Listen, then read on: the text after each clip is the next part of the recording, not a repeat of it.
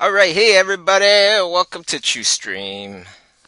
Hope everybody had a great holiday season, had a lot of good food to eat, a lot of good times with friends and family.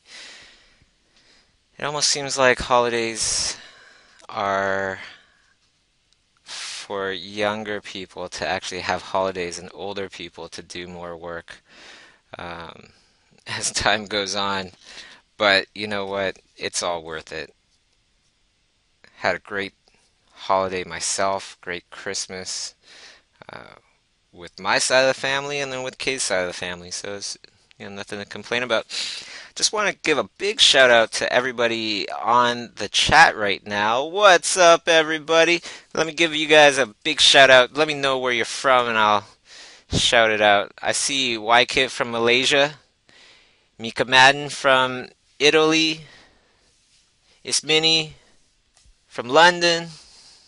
I see a lot of awesome familiar faces. Great to see you guys. Who else is out there? It's Berlin, Chile, Italy, Venezuela, Berlin, Florida, Belgium, Portland, Oregon. Uh, right on. Japan, England, Ohio, Virgin Islands, Netherlands, Berlin, Belgium, England, Panama City. Right on. Texas, Boston. Hey, Diane from Boston. What's going on? Good to see you there. San Diego and all sorts. Right on. Right on. Welcome. Welcome to another fun edition of the stream. For those of you that are new to the stream, it's just a kind of like a way for like-minded artists to get together and talk about art and anybody is free to come and watch some paintings as well. Austria, Anna Maria, what's up? Uh, so yeah, welcome. It's very much a community of artists that you know that just want to get together and do some drawing, do some talking, or you could ask me questions.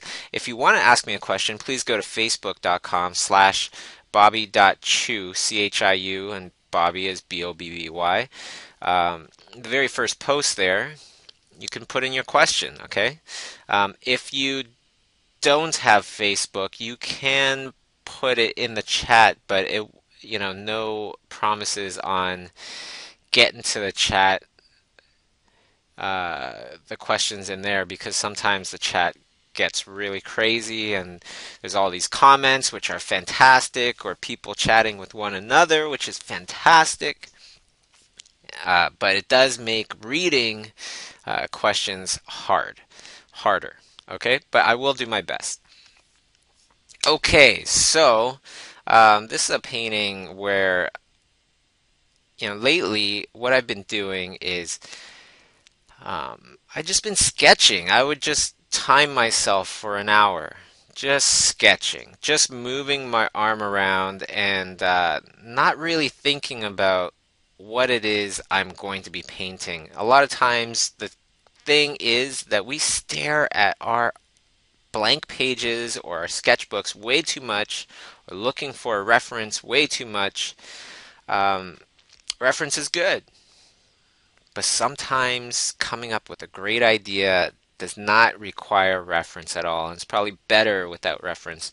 So, what I've been doing, and you could totally try this as well, just start sketching. And the rules are that you just start sketching. Um, Keep your arm moving, keep the pencil moving constantly, and constantly switch to new ideas. Every 5 to 10 minutes, try to switch to a new idea. Unless you come up with something great, then stick with that one a little bit longer, but then leave it. Because a lot of times you come back after 10 minutes, after 15 minutes, you look at that sketch again, and then you see what needs to be done way more clearly, making it kind of like this fast forward in your sketch. And so you can see that underneath the painting part, there is an original kind of pencil sketch there that I started off with. This is one tiny little sketch that I took a picture of and brought into Photoshop, blew it up, and now I'm just painting it. Um, the kind of lesson that I've learned from doing this kind of like warm up workout is that um, not all of the sketches are going to be awesome. Many of them are going to look really bad. And that's something that's totally okay with me because, if you want to do this exercise as well, just drawing, just nonstop, just keeping the pencil moving, it just might be you just start off with an eyeball at first. It might just be that you're just drawing a foot. And it might just end up only being a foot, and then you move on to something else, and something else, and something else. The whole entire purpose of this is it's an imaginative kind of warm up. Um, so you're working out your imagination, you're working out your drawing and your visualizing and your structure and all that good stuff, and you're not expecting any of it to turn out good. Generally, you will get good stuff towards the end of the hour. That's what I found. And if you don't, then that's fine too, because generally you're going to have a great drawing day because you started off great. You started off with good, solid habits. Okay?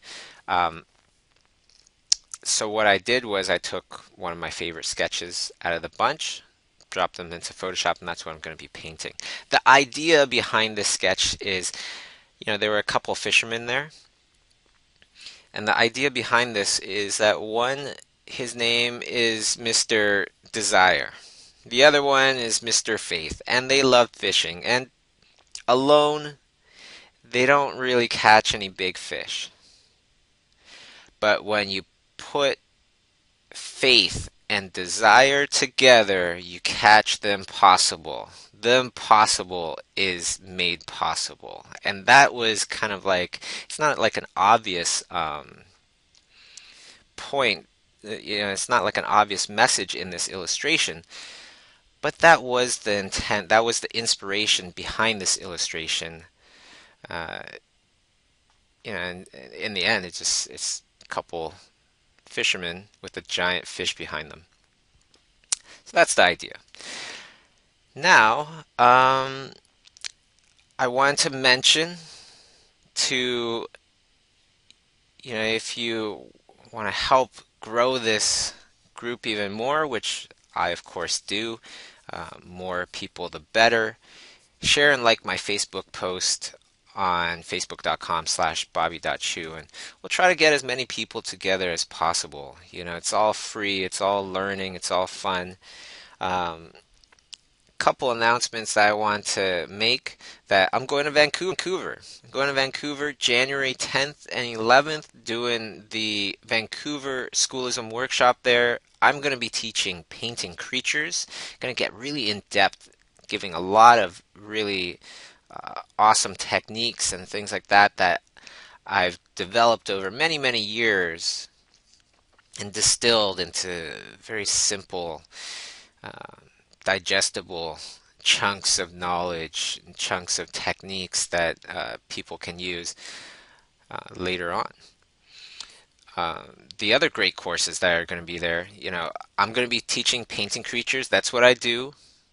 And then there's going to be environment design with Nathan Fowkes, the master. Character design with Pixar's art director, Daniel Arriaga. And lighting for story with Sam Nielsen. Phenomenal, phenomenal teachers there that I am super honored to be in the lineup with. Then, end of January, or January 31st, February 1st, in Austin, Schoolism is going to Austin. I'm going to be in France at the time, but Schoolism is going to Austin, and it's going to have environment design and color and light design with Nathan Fowkes. Creature workshop with the one and only Terrell Whitlatch, and advanced world building techniques with David Levy. So this one is great because if you are into painting or trying to understand light and color, or if you're interested in hardcore creature knowledge, that's the one. That's the event to get to. Okay? Now, heard Nathan Fowkes a couple times. He is literally one of the most hottest, schoolism teachers right now. And he's working hard on a composition class that I think you guys are going to be really excited about. Composition is kind of like that thing that we don't even a lot of times know all the little points of why everything is where it should be, but it makes such a difference when you have fantastic composition, and that only comes from true knowledge of how composition works. So Nathan's working hard on bringing that class to schoolism in 2015. And then a couple little spoilers. Montreal workshop. Carla Ortiz is coming to Montreal workshop. Currently, she works for Marvel Studios, so if you like those Marvel movies, it's a great opportunity to meet one of these uh, artists that are doing the projects that we all love. And of course, um, Alex Wu's going to be there from Pixar. That's going to be hot. That's going to be awesome. Um, then he's gonna be teaching story. Paula Zane, oh, this one, you know, Paula Zane is one of those few people that I would not even flinching. That's one of those people I would give the master title to. That person is a master at what he does. Paula Zane, if you guys liked Lord of the Rings, if you liked so many movies, his first movie was Dick Tracy, I believe, way, way, way back when he was doing traditional matte paintings. Matte paintings where you don't even realize that they're matte paintings. Um, he worked on Forrest Gump, doing matte paintings where you're just like, that was a painting? Holy smokes. Like everybody, the whole audience in the stadium where Forrest is playing ping pong, that was just Paul's painting. So he's going to be coming to the Montreal workshop in March, and he's going to be teaching hardcore advanced painting. He has many, many different techniques of painting that he uses very effortlessly and freely. He's going to be going over 3 awesome techniques that you can learn and try yourself and do yourself. So that is going to be super exciting for me because I'm a huge Paula Zane fan. And then my good friend and super artist Christophe Lautrette from DreamWorks. He did many DreamWorks films, as well as he was production designer on Croods, which is a huge title. That's above art director in DreamWorks, which super honored to have these 4 people come. Toronto is the next one on the list. That's in March as well, and we're gonna have Brenda Chapman and Kevin Lima. Together they have directed Enchanted, like their credits together, the two of them, the super crazy powerhouse couple. Brenda co-directed Brave, Prince of Egypt. Um, it's a huge part of uh, Beauty and the Beast, excuse me. Kevin Lima, Enchanted, Tarzan, the Goofy movie. you know, that's going to be amazing. And then one of my best buds, Steven Silver.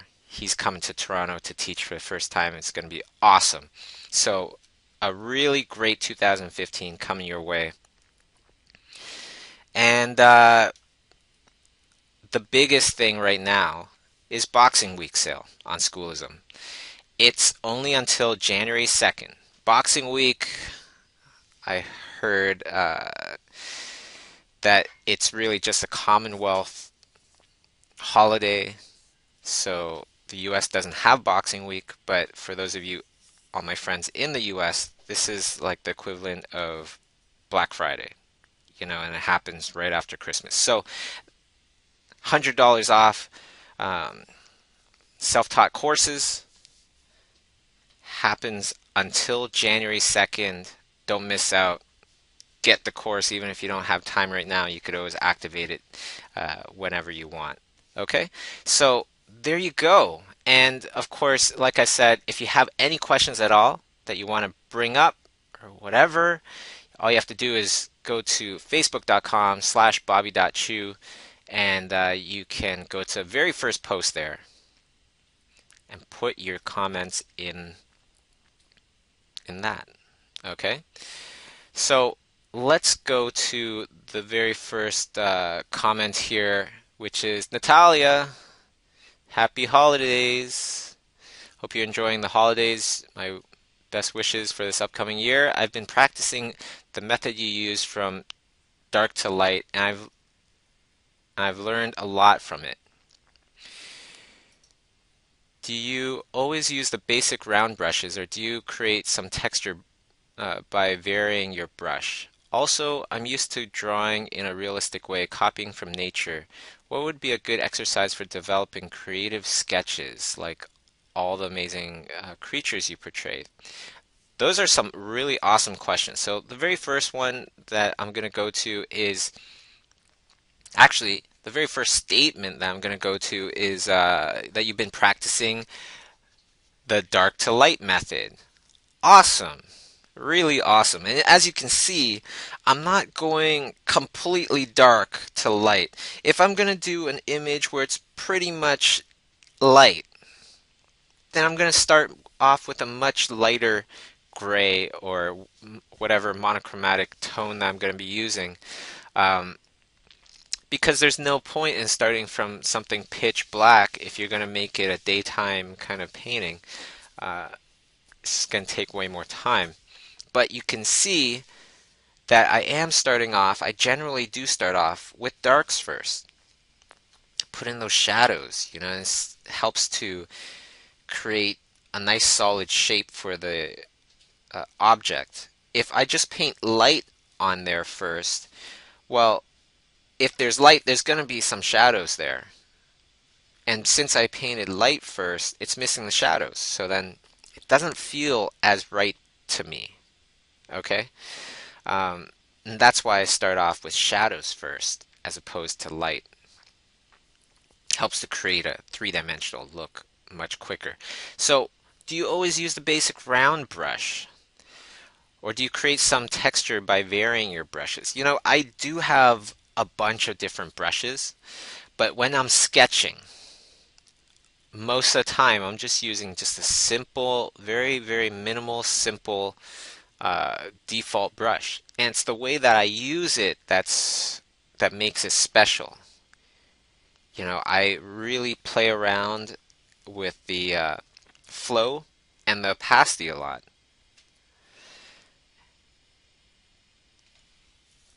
So that hopefully answers that one. Do I create some textures by varying your brush? Yes.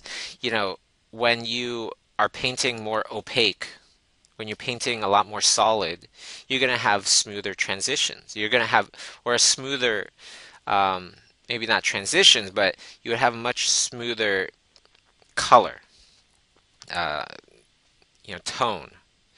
If you're painting with very low flow and the color that you're using is quite different from the color that you're painting on top of, you're going to see that you're going to see all those little circles in your brush stroke, right? If it's a default spacing of 25%. For those of you that don't know what the heck I'm talking about, I would suggest a Schoolism course if you want to learn more. But for those of you that use Photoshop all the time, I'm sure you know what I'm talking about.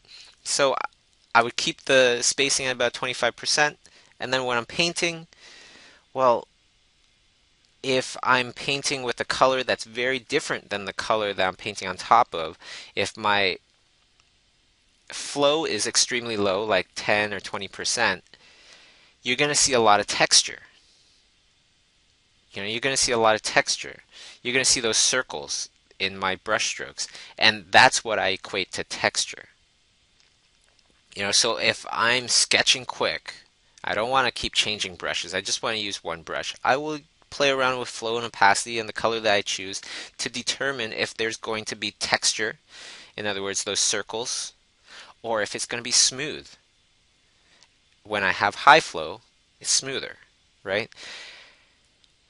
And when you think about surfaces and you distill it into the most simplified kind of, when you're looking at it from the most simplified point of view, those are the two variables.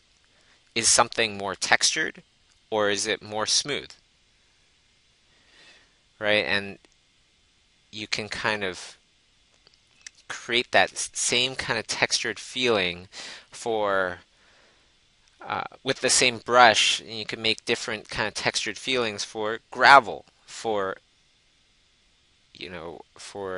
clouds in the sky, for um, wood, for just about scales, just about everything and anything. Just by thinking, okay, how textured is this? How smooth should it be? And by using the same brush, just using it in different ways, you can actually get a huge, huge range. Which is funny because, of course, one of the most common questions that an artist gets asked is, what kind of brush are you using? What kind of brush are you using? I want to try that brush. Well, now everybody can try this brush because it is the default brush. It is the brush that you've been using all this time. Um, So there you go. And then the next question is, I'm used to drawing in a realistic way, copying from nature. What would be a good exercise for developing creative sketches? That would be the exercise that I was saying right in the beginning of the day, that, you just start drawing. Don't worry about anything. Don't worry about making pretty pictures. Start drawing. Keep your pencil moving or pen moving, and just keep it moving. Whether it's going slow or fast, just keep it moving and just let all that subconscious stuff in your brain just come out. Is it a fish? Are they some pipes? Is it a car? Is it, whatever it is, just let it all come out. Maybe it's just an ear. Do that for an hour. It's a great, great warm up. Not only that, but because you do this for an hour, you're going to have great little ideas every day. You're going to sketch out these great little ideas, and some of them you're going to paint, some of them you're not going to paint. Maybe you'll paint later, but at least you'll always have something to paint as well, right? Because a lot of times when we finish a painting, especially a painting that we've been working on for quite a while, man, is it hard to go on to another painting. Because it's like, I've been doing this, I've been rendering for like however long, and now I'm done. Now I gotta switch gears back to the creative thing again. Well, if you do it like this, where you're warming up and just sketching, not only are you gonna have fun with it because you're just sketching whatever you want, as long as you don't have it in your head that you need to create some awesome sketches. You're just going to sketch whatever you want. It's going to be a great time. And then after that, you go into your rendering. You start painting that painting that that you're already in the middle of. And then when you're done that, you could just grab another one of your sketches that you've been doing every day and just paint that. There's a much smoother transition from one painting to the other. The other thing that I would recommend for you, Natalia, is that when you're looking at reference, if you like to look at reference and copy from nature and things like that, that's great. Copy it from nature. Try to really understand everything in that photo or in that creature that you're looking at or whatever it is.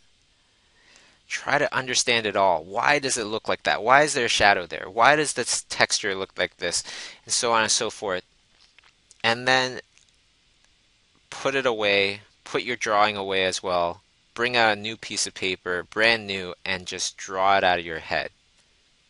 And then bring in the picture again. Bring in your drawing again. Bring in your imaginative drawing. See where you went wrong. See where you went right. And then bring out a new piece of paper and try drawing it out of your head again, except you can look at your reference every once in a while to see where you went wrong, see where you went right, and make those corrections as you go along. And the whole entire purpose of this is that you are understanding life, you're understanding the things that you want to draw, and you're creating a visual library. You're creating all this data in your brain so that you can come back to these little things, these little nuggets of knowledge whenever you want. And a person with a giant visual library is a killer, artist, usually. I was just looking at Kim Jong-ji's page on his Facebook, which everybody should follow. The man is a true beast in art. And he's just drawing. He did a sketch that I think he was just watching Discovery Channel and started doing a sketch. And he's drawing a boat, he's drawing crabs, but more than that, he's drawing the king crabs in perspective, and then the people, and people in diving suits and all this stuff. And he can literally, it just feels like he can draw anything. His visual library is gigantic.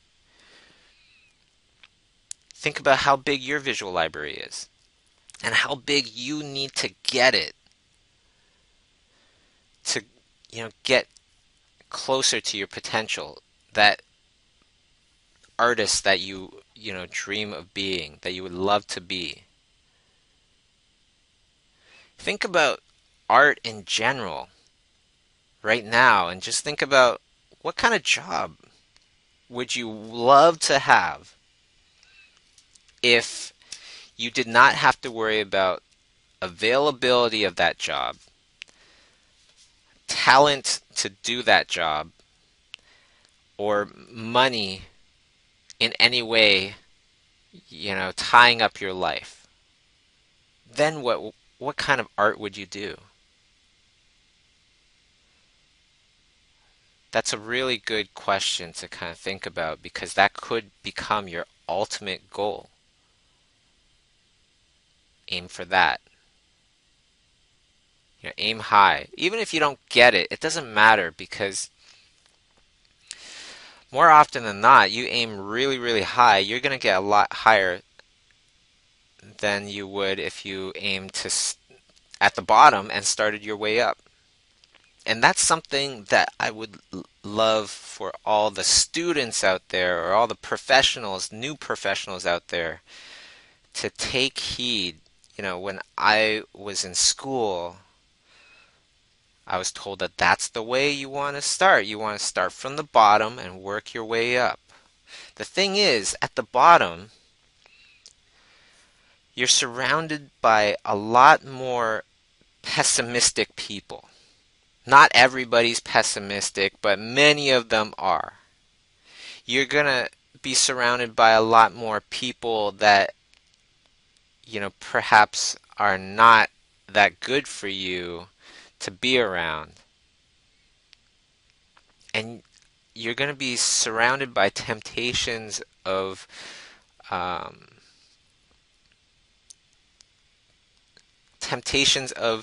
just not going after big dreams anymore. Because everybody around the bottom, there's so many more of them that don't have high goals anymore. So my suggestion to you is to aim high. Prepare longer. Don't just go for the very first job you're offered. Make sure that you first prepared your work, prepared yourself, prepared your portfolio to its utmost utmost best, you know, best version. And then look for the jobs that you really want and aim high. You know, it might take a lot longer to prepare your portfolio, but you could skip years because you find the right jobs, because you find the right place to start. I feel like too many artists, including myself, have it in us when, well, not me anymore, but when I started, have it in us just going, okay, we need to find a job. Once we graduate, we need to find a job, and that's it. You know, that's the goal. What kind of job? Doesn't really matter. It does matter. It really does. If you think about it, it's like you're working hard at this job. Well, say you're working hard at climbing a tree to get the fruit. Shouldn't you look up, see where you're headed and see if there's fruit there? What if you're just climbing a tree that has no fruit? And you're working super hard to get to the top of that tree without even looking to see where you're going. What's up there? What's at that goal? Effort is super important. Common sense is that key ingredient mixed with effort that really does the wonders. You need both. Okay. So, let's see if anybody wrote any questions here. Um, Elizabeth asks, anyone here have experience with self-taught courses? It's a bit of an investment for myself, so I don't want to rush into buying it. Self-taught also sounds daunting.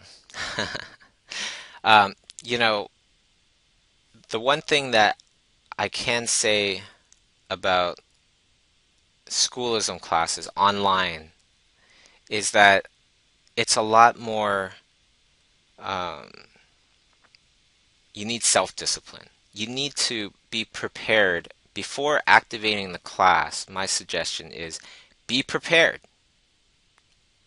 right? Schedule it out in your schedule that on this day, this hour, you're going to go through the next lesson and the next lesson, and this is when you're going to work on assignments and things like that. That's how you're going to get the most out of it. Um,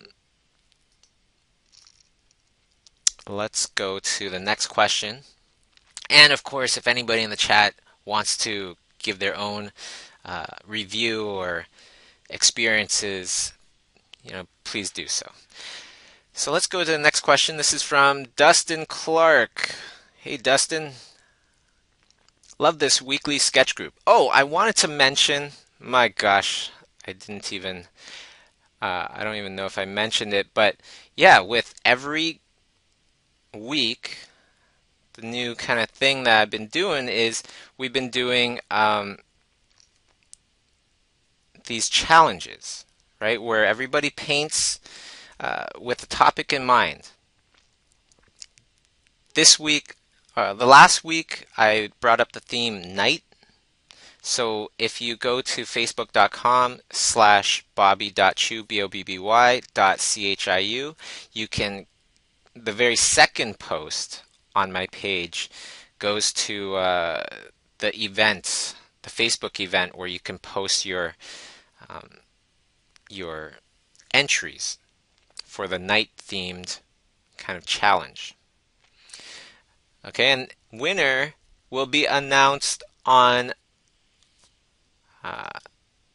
they'll be announced on the stream today at the end of the stream, and I'll also post your image on my page tagging you and hopefully directing a lot more followers to your page. So I'm going to be picking a winner at the end of the stream please, participate by liking whichever entries that you liked, and that way we can encourage everybody to, keep doing this thing because it works.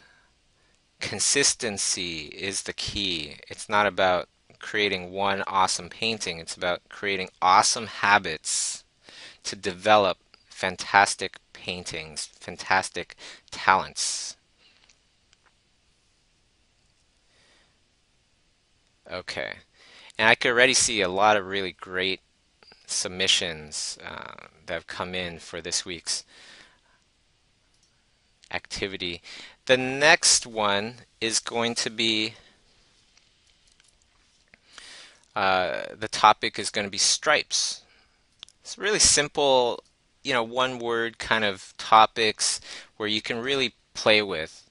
And so that way, if you're interested in environments, you could do something, still include stripes or whatever. If you're interested in fashion, you can still include stripes. If you're interested in creatures, you can definitely include stripes in your creature or whatever it is as well.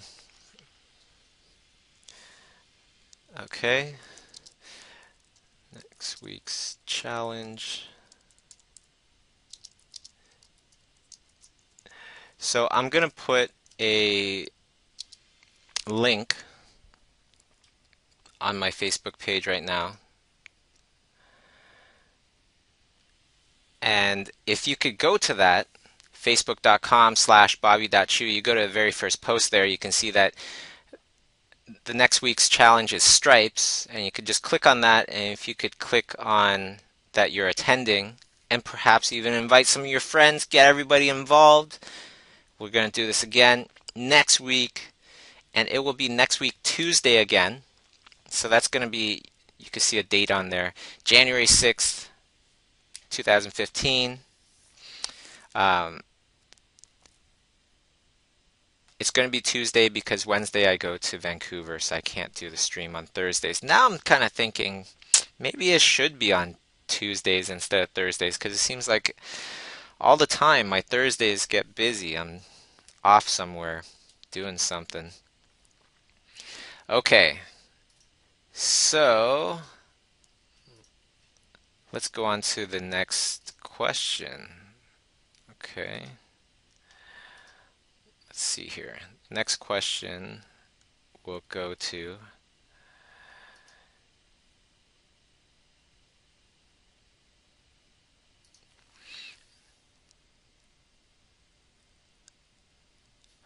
Next question. I don't even know if I went to Dustin Clark's question. I just read Love This Weekly Sketch Group and started going on about it. He continues by saying, I'm working on a children's book idea that I'm writing and illustrating. Is it bad to show, or is it bad to show too much of my ideas and process before I finish the final project? I have posted a lot on Facebook of my character designs and thumbnails, story sketches. Don't know if I should keep some things a secret or show a lot to get people excited and get feedback from a lot of people during the process. What a great question. My kind of like experience with that would be something like Nico and the Sword of Light. Animated comic book, hit #1 in its category in over 36 countries. So I feel like that definitely was like a successful campaign for us in terms of sales and exposure and overall success. And what we did was, it's like trailers, it's almost like an art in itself. How much do you show? Well, you definitely don't want to give everything away. You want people to be interested, and that's the main thing. Are they just kinda interested? Or are they going to be crazy super interested? And kind of like the rule of thumb that I go by is, if this person wasn't my friend, if this person was a friend of one of my friends, So for all I know, they could be in Zimbabwe and they are a mechanic. Would that person still be interested? If the answer is yes, then you got something extremely viral on your hands, or the potential to be extremely viral on your hands. The other part to this is think about your target audience. And that was something that we had huge discussions about when we are creating our comic book is have a specific target in mind, Dustin. And once you get that specific target in mind, how old are these people that are supposed to be interested in your book? You know, are they men or women? Are they, living here or there? Like, try to be as specific as possible, and um, it'll help you to answer so many questions, so many of these questions that you're going to be asking. I definitely feel like it is important to show stuff. Have people ready for when the book comes out. If you just kind of work on your book all in secret forever and ever and then put it out, just bam, just put it out, I feel like it will have a harder time getting the right kind of spotlight. And it doesn't mean that you have to start posting stuff a year from now, a year from your release date, I should say. It could just be, 2 weeks before, a week before, and you just start flooding the internet with consistent bits and cool factors from your story. Okay, so Elizabeth writes, you must have been busy with Florence, etc. I had sent a message before, but it might have been overlooked. Oh, very sorry about that. Um, I was just wondering, I haven't received the self-taught class I won yet. Oh, okay. Let me let me just jot this down because, a couple times we did little contests here and there where people can actually um, win a free class. We aren't doing that today, but we were doing that before. Usually it's because I didn't, I sent a message out and I didn't get your username. Okay, so, or if you haven't actually chosen a class yet, um, but I do see it now, so I do apologize for that. It was right before Christmas, now I remember, and things got crazy around Christmas. Okay, so we'll definitely get that to you. And again, my fault, my apologies. Oh, and you're going to be joining the in-house workshop in July. Right on. That's awesome. It's going to be a great 2015. Okay, so let's go on to the next question here. Eddie Hernandez. I realize that I have had a very hard time drawing with lines. I don't really know why, but it's a lot harder for me. I feel better drawing with shapes, but still I need a lot of practice. That's just practice. You know, I have a hard time drawing with just lines because I tend to use lines with tone, with shapes, with lighting and all sorts of stuff. So if you're just drawing with line, then you have to kind of limit yourself a little bit more, right? It gets a little harder. Um, you write, I want to ask you, what should be what should be my mindset when I'm drawing only with shapes, focusing on color and light? A good example would be the little videos of Daisu Tsutsumi and Robert Kondo on YouTube. Actually, that their whole class plays a huge part in what you're saying. Um, what should your mindset be when you're trying to draw only with shapes, focusing on color and light? That sounds more like painting than drawing, uh, or painting with a pencil, so to speak. Look for edges, not lines. Look at edges, not lines. That would be the mindset that you'd want to get. And you'd want to think about light rays coming down, bouncing around. Where are they missing? Where are they hitting? And really try to show that in your drawing. And of course, something that I advocate constantly is always think about why you're doing something, even if that's how everyone else is doing it. You want to think, is there a better way? Um, Same thing with whatever I'm telling you. These are things that have helped me. And by all means, it's not the only way. It's just my way. And if it doesn't make sense to you, search for another way, right? If it doesn't make sense to you, then I would suggest not doing it and actually searching for another way. The most important thing is you're asking yourself, does it make sense to you? Don't just take things on blind faith, is what I'm saying. And to kind of connect with that thought, if what you hear or read or whatever does make sense to you, you got to do it. You have to do it. If it makes sense to better your career, better your family, better your dreams and whatever it is, then you have to do it. Because too many of us know exactly what we need to do. And it totally makes sense to us, but we don't do it. Successful people do that thing.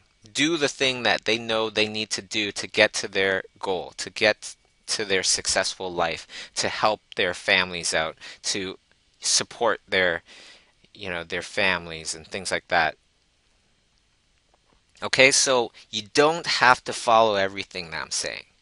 But what I suggest that you have to do is think about it. Think, does it make sense to me? And if it does, you have to do it. You have to take it.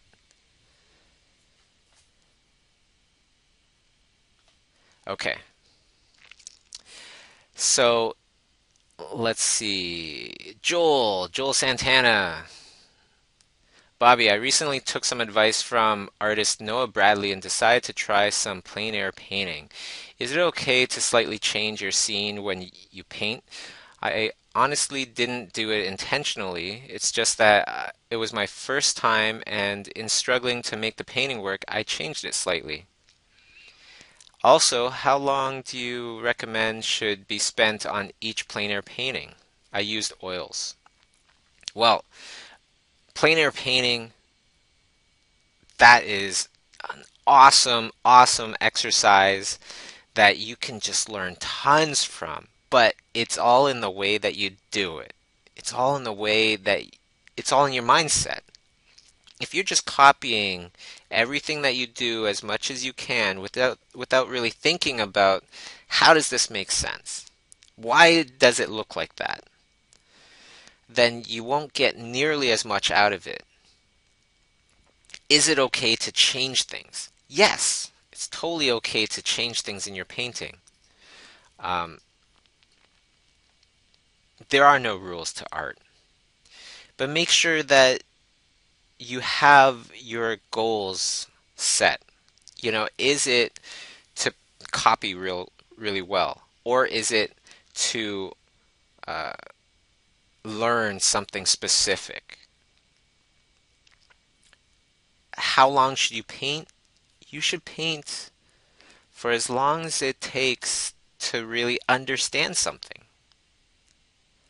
Because if you just do your time without actually learning or understanding anything, it's not going to do you much good at all. It's more like you're just trying it a bit. And when you don't see any results from just dabbling, just trying a bit, it'll get you discouraged.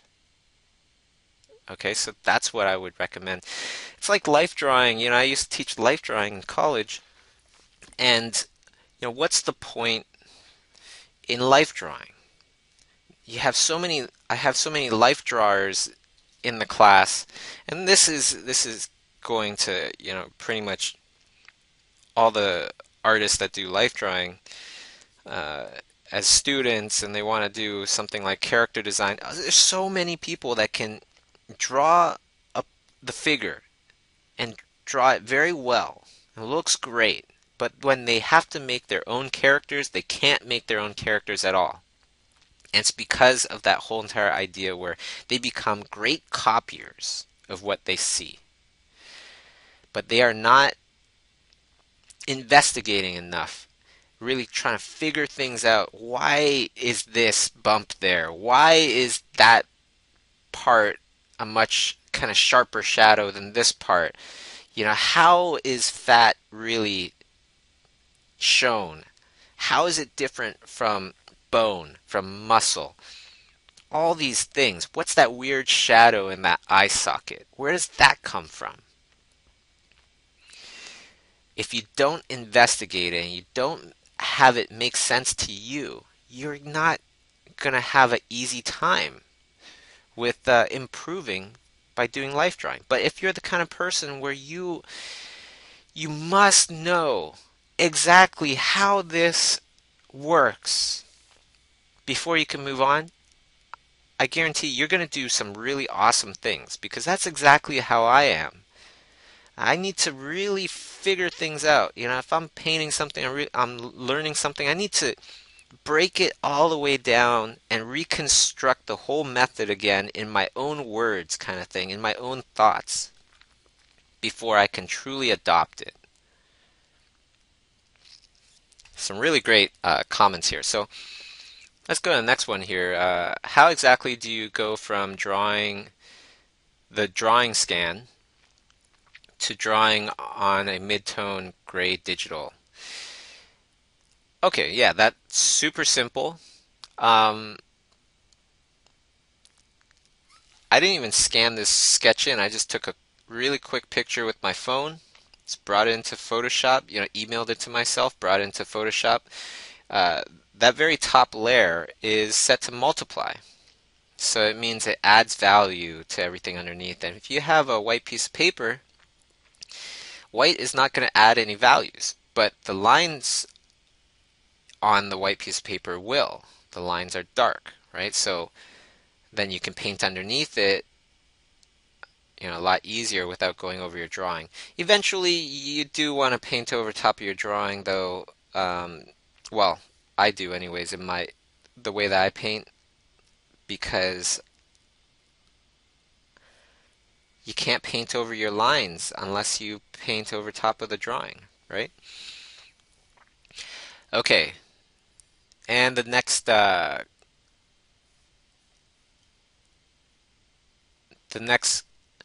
question, which is more of a comment. Diane writes, on Boxing Day, you're supposed to box up your extra things to give to charity.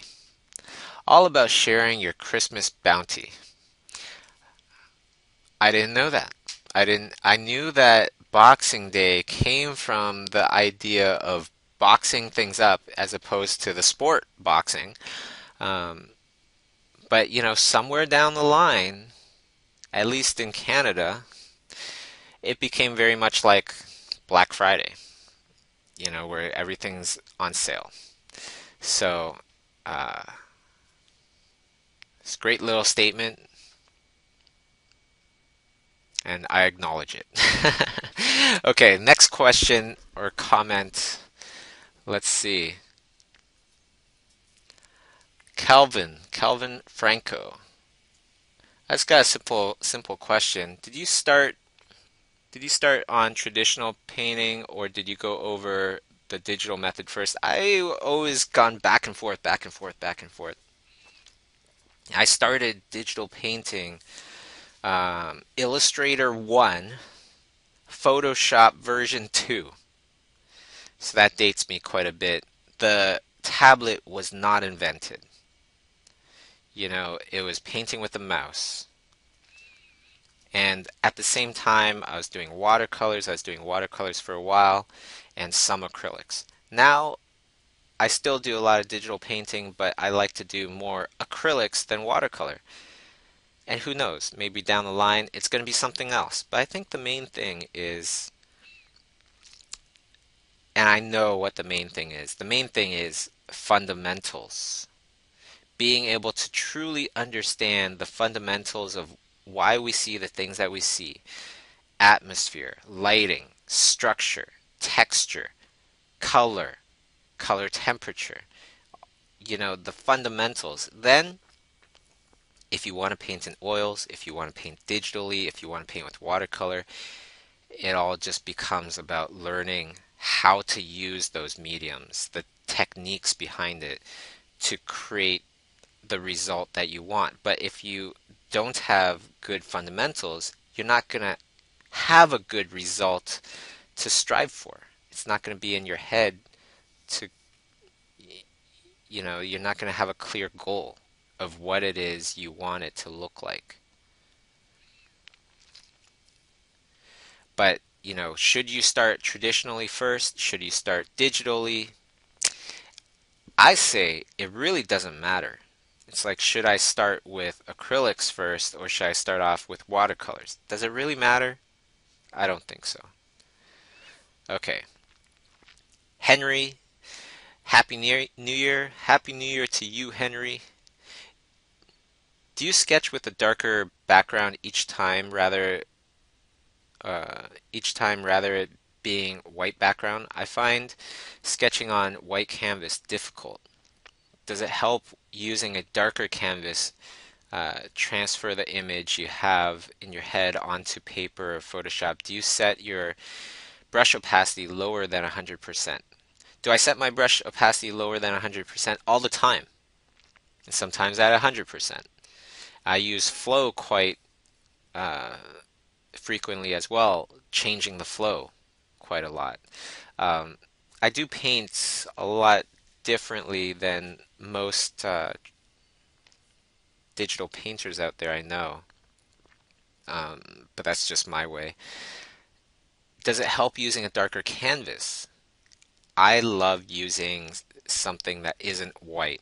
I know some people really like painting with white, um, painting with a white background first. More power to them. Uh, I tend to paint with a background that's darker than white because then I can go darker or lighter.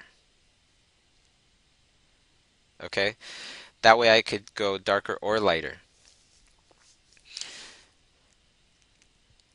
I think the more kind of important lesson that everybody should keep in mind is that if you paint or draw something that you don't understand, anyone that does understand will know right away that you didn't understand it. So you know, learn why it is you see the things that you do or why you're putting down the things that you're putting down because that is super duper important. Um, if you just kind of put it down because you know it should be there but you don't know why, anybody that does know why can tell that you don't. That there'll be slight little things that might not line up and things like that that will give it away. On the flip side, it's really, really cool when an artist puts down something that only people that truly understand will catch and see how amazing and different it is.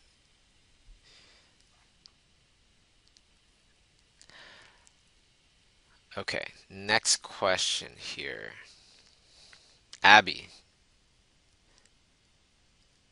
do you have a story for every one of your sketch, or do you have a story for every one of your sketches you choose to take further?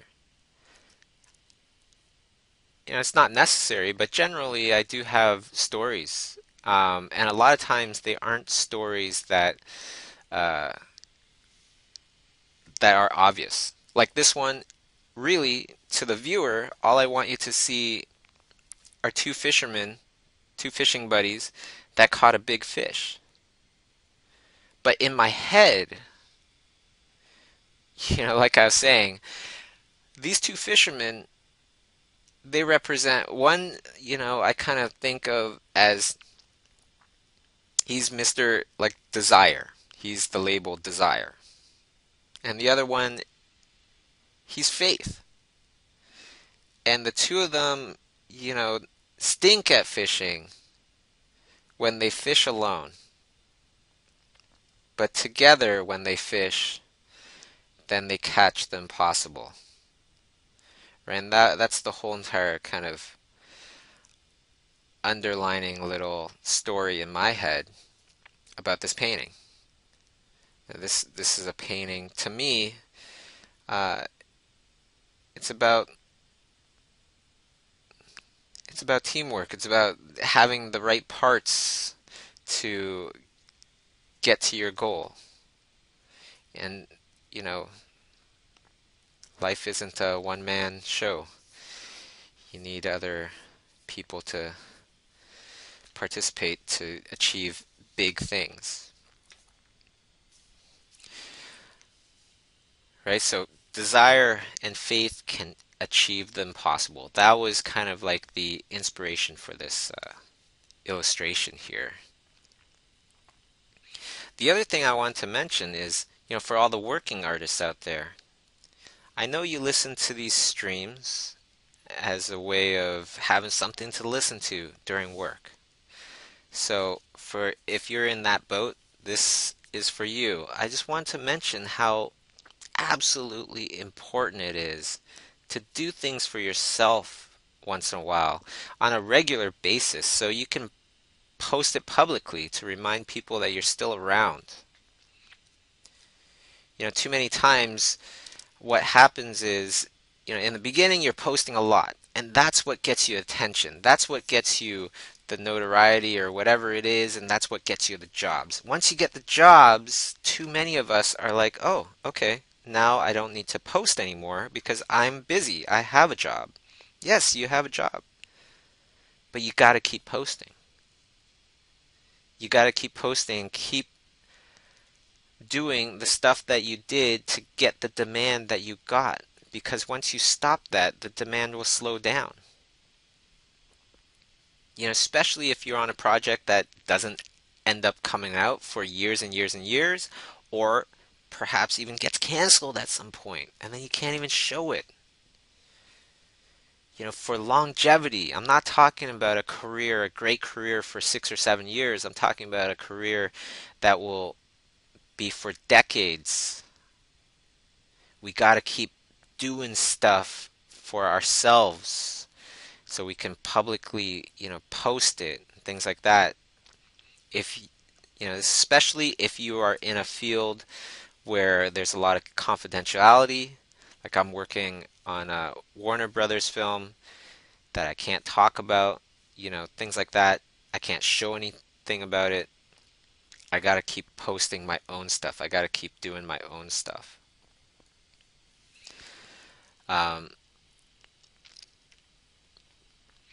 the other thing I wanted to mention was, you know, I know that this isn't that you guys that have been asking these questions about technical skills and things like that. Um, I know that your heads are not in this space, but I just wanted to mention that one of the things that really helped me was I tried to create my own methods, my own ways, my own philosophies, my own, way of thinking, deconstructing what people are telling me and reconstructing it in my own way so I understand structure, I understand drapery in my own way. That's helped me so much, and that's something that's really interesting because um, I feel like this is the generation that will have a lot less people doing that. Why? Because if you have any struggles, what's like the first thing that most of us do? How do you do something? What would you do if you're trying to find out how to do something? Well, you look it up online. That's what we all kind of do now. Why? Because we kind of assume that the best answer is online. Packing my clothes for my luggage. What's the best way? Maybe I'll just look it up online. You find a new awesome way. And there are a lot of really awesome things out there and really great advice and all this good stuff. And we should definitely notice it. We should see what others are doing. But it's important to still think on our own and have that time to really think, what's the better way? What is a new way of doing whatever it is I'm doing? That was something that I did a lot of, especially as a student, because the internet was just in its infancy at that time. There was no Facebook, there was no YouTube, there wasn't a lot of things.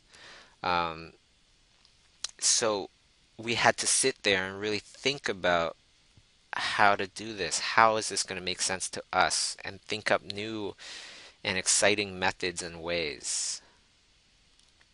I feel like, with all this endless info at our fingertips, a lot of that kind of thinking is starting to disappear. It's starting to become a lot more rare. And if it's valuable and it's rare, it's going to be even more valuable. So the people that do this, that are thinking creatively, they're going to be very valuable people, extremely valuable. On the flip side, or from another angle looking at this, creative thinking is extremely valuable. Why? Because creative thinking has no potential or no ceiling to its potential. Competitive thinking, on the other hand, has a ceiling. Once you are better than everybody else that you're comparing yourself to, you've hit number one and you can't go higher than number one. Now, if all the people that you're comparing yourself to are nowhere even close to the potential, you, if you're a competitive thinker, you get to number one, you're still not close to the absolute potential because the people that you're comparing yourselves to, uh, they're not even close to to the absolute ultimate potential. And it stops us from, going higher and higher. But if you are not a competitive thinker, but instead you are a creative thinker, then your potential is endless. For example, competitive thinking, that person got into that studio, this person got into that studio. Well, I try to keep it creative thinking. What do I want my life to be as an artist? I want to do everything from Toronto because my family's here. I love my family. I want to be around my family. I want to see my nieces grow up and things like that. You know, if I was just kind of comparing to everybody else, I never would have went independent. But I love how my life is now, kind of setting my own rules, setting my own goals, and being very, very much independent. I love it. But I know if I kept at a very competitive kind of mindset, I never would have went this way. It's because when I started, when we started Imaginism Studios, there was very, very, very few people that were freelance or, doing art um, over the internet. It was still quite a new thing, and people were skittish. People at that time were skittish to buy things online.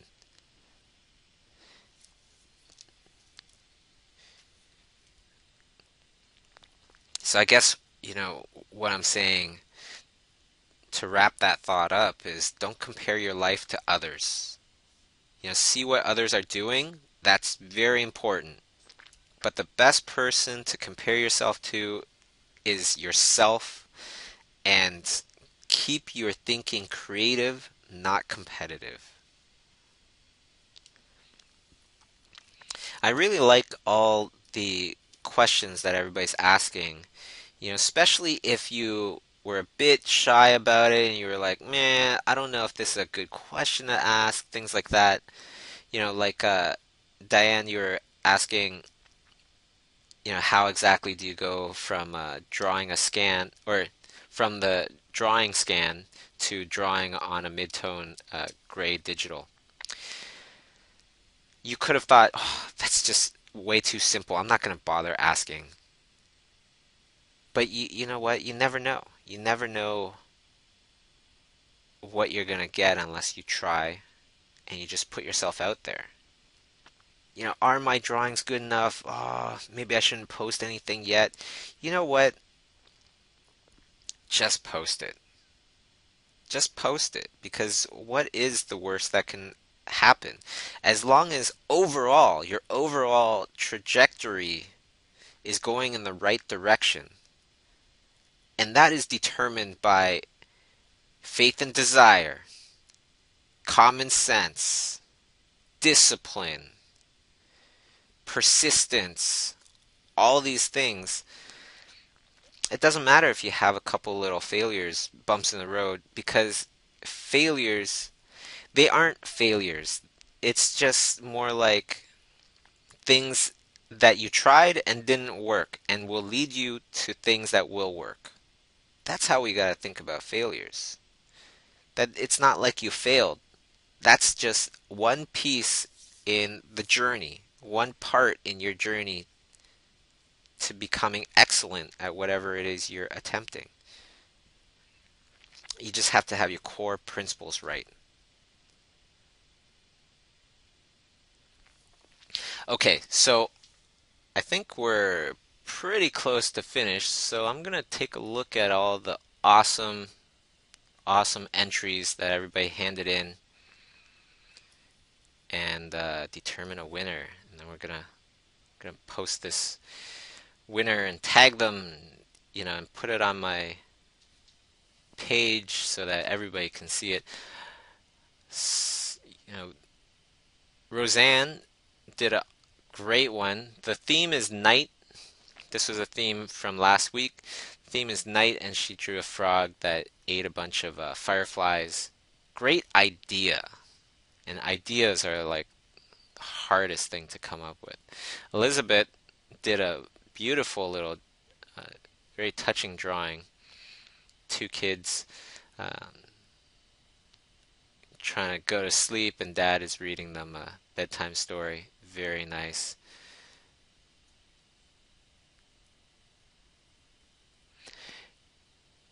Katie Jackson did an adorable one. Not finished, but adorable. Miss Minnie, nice job as well.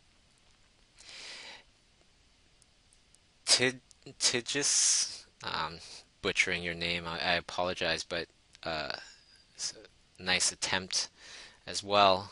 And you know what? It's not about what you end up doing. It's all about the fact that you did participate, because then you're going in the right direction, right? You're building good habits, and that's going to achieve great results.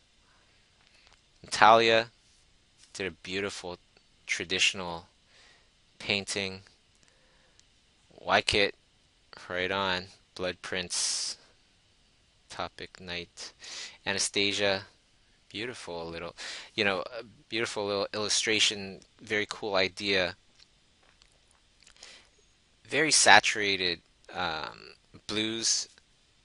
And my only kind of concern, if this was my painting, would be to put a bit more emphasis on the centaur that's in your painting.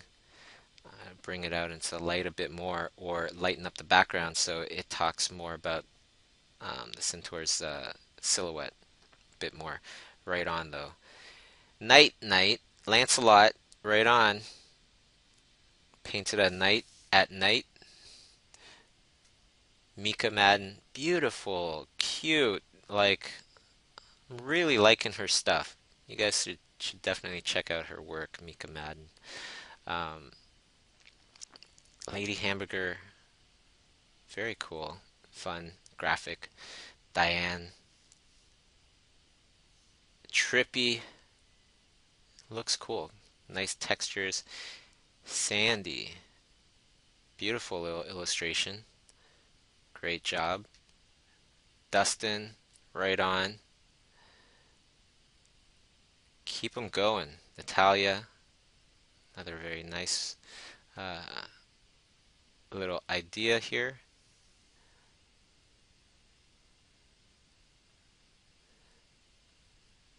Oscar, nice pose.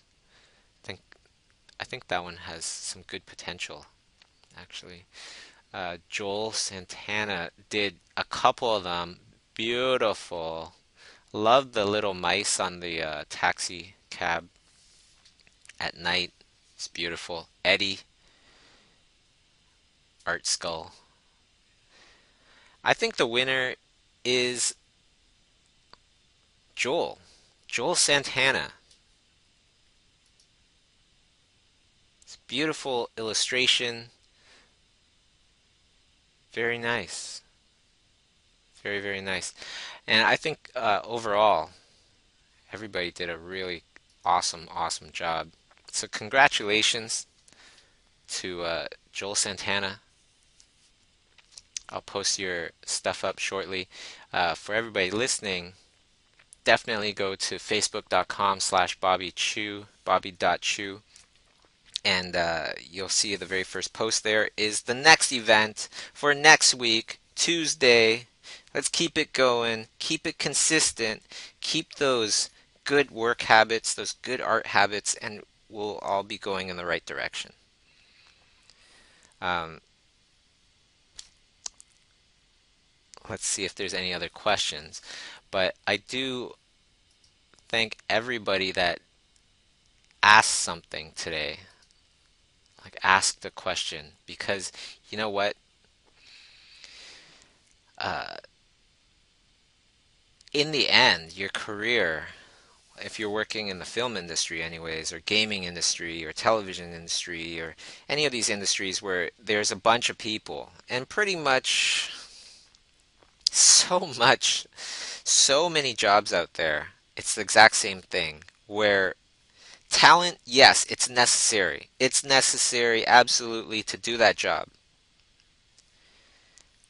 But your networking, your communication is going to play at least 50% of how far you get. Your personality. Are you mean? Are you a nice person? Are you a nice person to work with? Things like that. Can you hold up a conversation? That one's really important as well. Conversation is an art form that that that one needs to practice in order to become good at it. You need to practice conversation. That was something that came harder to me because I was never taught how to converse with people. Um, kind of had to learn it on my own.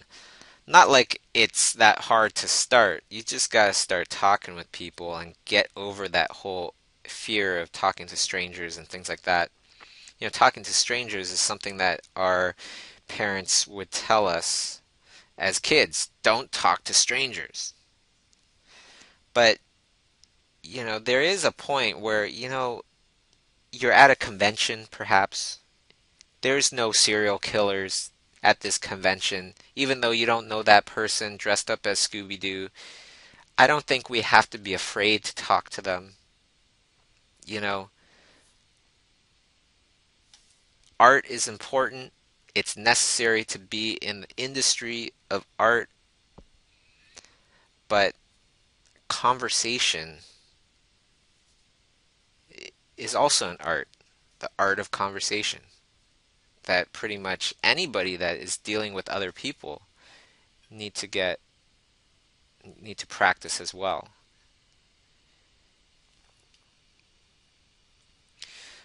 So almost done this painting here, and you can see that I am using a textured brush now. You can see like the silhouette of that the brush is something like a splatter, and it has a texture attached to it, which is a painterly texture. It's subtle, so you can't really notice it as much because the paint that I'm using is very close to the paint that I'm painting on top of. And when you do that, you're going to notice less, right? You're going to notice less texture. Uh, you're going to have smoother transitions, more seamless transitions. Okay, so let's just take a look at the next question here. Dustin, are you going to have a free Schoolism class prize again next week? I'm gonna ask, but I do pay these teachers when I'm giving stuff away, and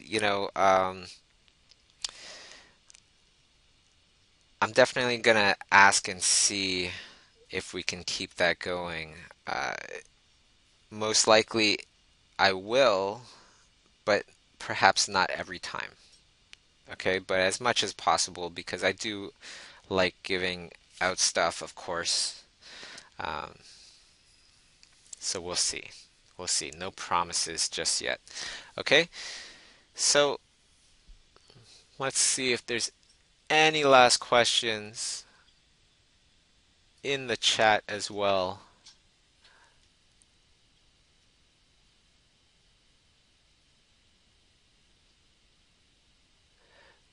Okay.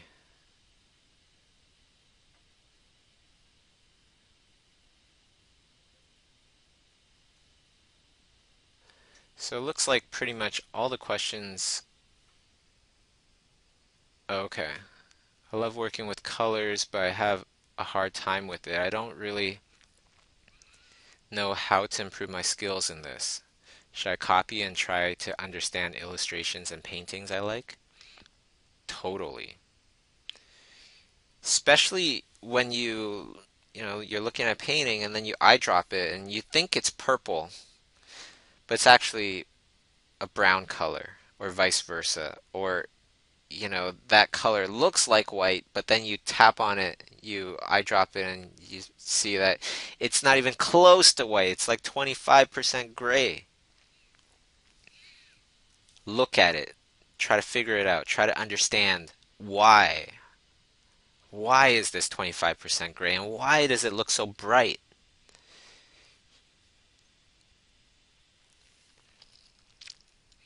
Silver Fox asks a question which is, what's Kay been up to lately?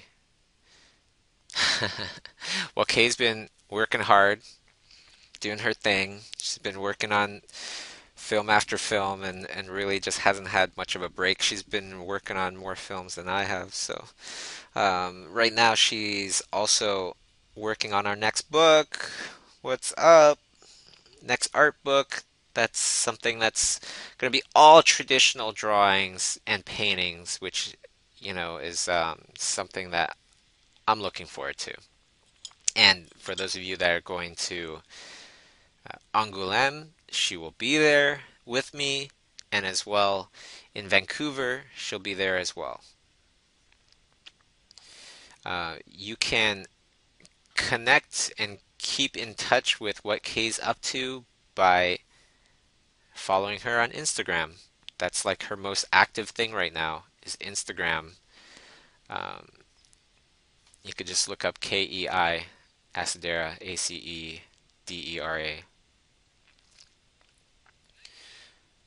Okay.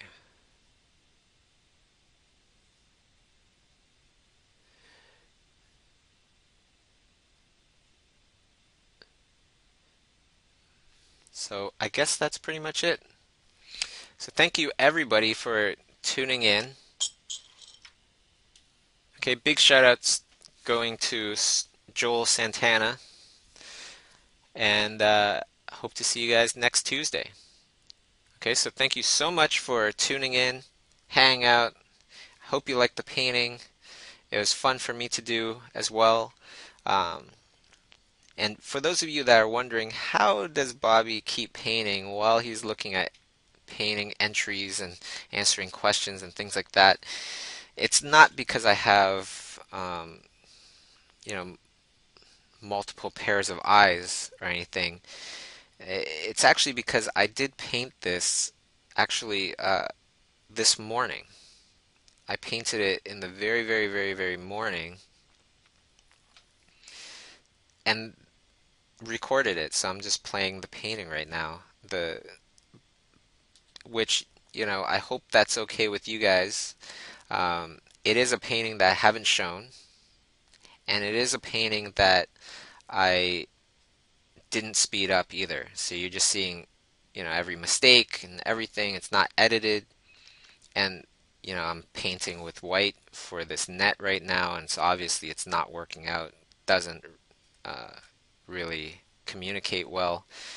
So you can see all the trials and tribulations throughout the process, giving a very kind of accurate look at how I paint. Now, when I painted live, like as I'm talking, so many times I have to stop my brush and just kind of think and then answer a question. Or I'd have to stop my brush and look over and read some questions, or look at entries, or whatever it might be. And that to me is not an accurate depiction of how I paint. Because when you paint and then you stop and then you paint and you stop and so on and so forth, it's quite frustrating and you don't usually get the best paintings out. So this painting is a painting that I did by myself, you know, not having to do anything else, just concentrating on painting and just sketching for an hour. That's it. So I feel like this is the best way to kind of do these streams. I hope you guys are okay with it. Um, Abby says, looking forward to the next stream. Right on, Abby. I'm looking forward to the next stream as well. Thank you guys for coming out and just continuing this, because you know what? It's like, man, sometimes I meet an artist and they really try and do their thing, but I can see in their eyes that they don't fully believe in themselves.